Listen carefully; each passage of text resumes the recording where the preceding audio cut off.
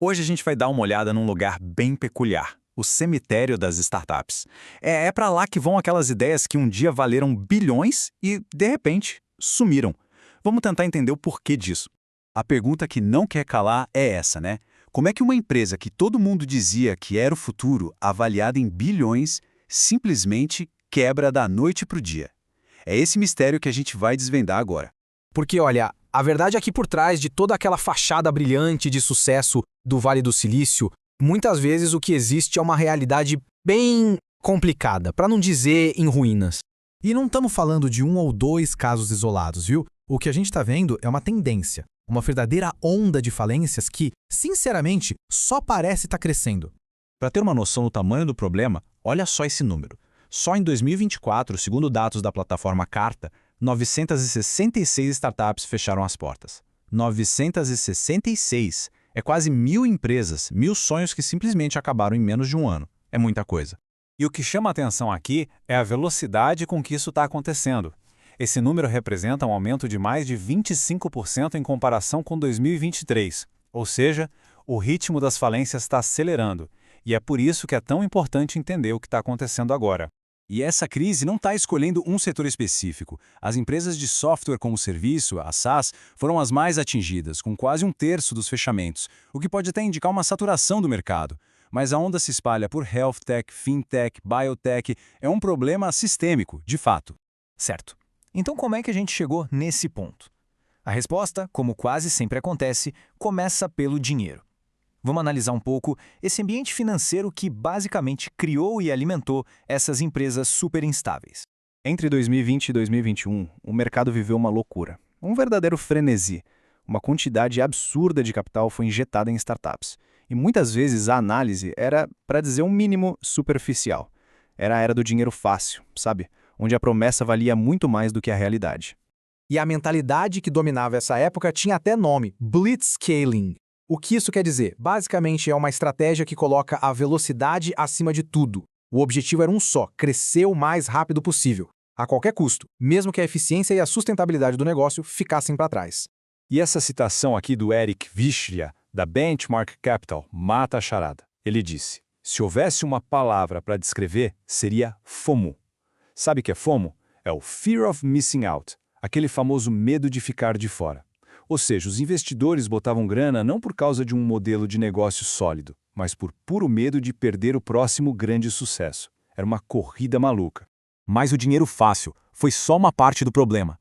Agora a gente entra no pilar cultural que permitiu que tantas dessas empresas crescessem na base da ilusão. O famoso fake it till you make it, ou finja até conseguir. A ideia aqui é a seguinte: você vende uma visão, um produto que ainda nem existe direito, para conseguir o dinheiro necessário para, quem sabe, um dia, construir ele de verdade. É uma linha muito, muito tênue que separa uma ambição visionária de uma fraude descarada. E o exemplo mais absurdo e infame disso tudo é o da Theranos. Eles não estavam só sendo otimistas, eles venderam uma mentira completa. Prometeram uma tecnologia revolucionária de exames de sangue que, na verdade, nunca existiu. Enganaram o mundo todo. Bom, com esse cenário todo de dinheiro fácil e cultura de fachada, o palco estava montado para alguns desastres espetaculares. Vamos dar uma olhada de perto em alguns desses gigantes que no fim tinham pés de barro. A gente tem a WeWork, que se vendia como uma empresa de tecnologia revolucionária, mas que no fundo era só uma imobiliária com um modelo de negócio totalmente insustentável. E a Juicero, que criou uma máquina de suco de $700 que era completamente inútil. Eram soluções grandiosas para problemas que nem existiam. E a história da Theranos é uma verdadeira aula sobre a rapidez com que tudo pode desmoronar. Em pouquíssimo tempo, a empresa foi de uma avaliação de $10 bilhões para centro de uma investigação que expôs toda a farsa. O fim da história? A fundadora foi condenada por fraude. Ok, depois de ver todos esses desastres, a pergunta que fica é: o que dá para aprender com esses destroços todos? Será que existem padrões nessas falhas que podem nos ajudar a não cometer os mesmos erros? Quando a gente olha para Theranos, WeWork e Juicero juntas, alguns temas em comum saltam aos olhos. Liderança tóxica, completamente sem controle, modelos de negócio que já nasceram errados e, claro, essa cultura de engano que priorizava a aparência em detrimento da realidade.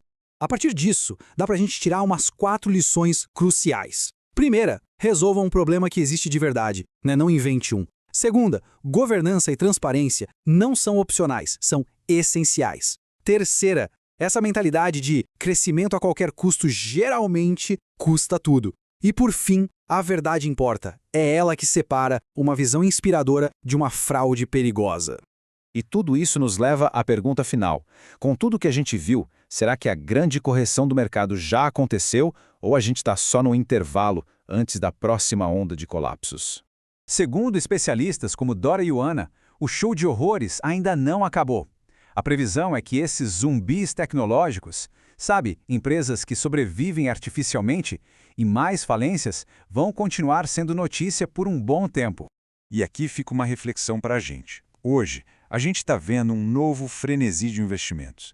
Dessa vez, em startups de inteligência artificial. Diante de tudo que a gente conversou, a pergunta que fica no ar é: será que a história está mais uma vez se repetindo?